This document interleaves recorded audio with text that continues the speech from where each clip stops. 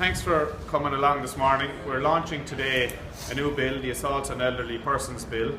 It's essentially to provide for a mandatory sentence for people who are convicted of assaults on persons aged 65 years or older.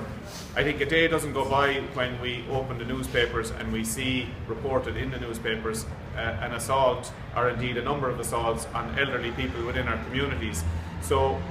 we've studied what happens in other jurisdictions, and we feel that given the vulnerability of elderly people within our community, and indeed given the prevalence of these crimes and the fact that a lot of the burglaries, which are aggravated burglaries, are perpetrated on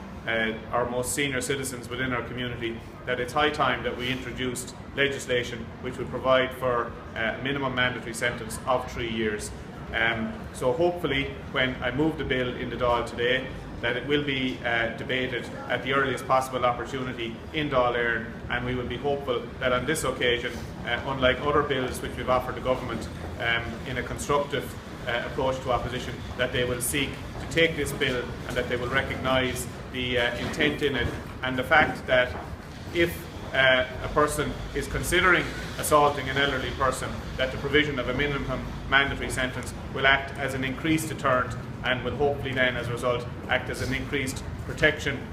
mechanism for the elderly people within our communities.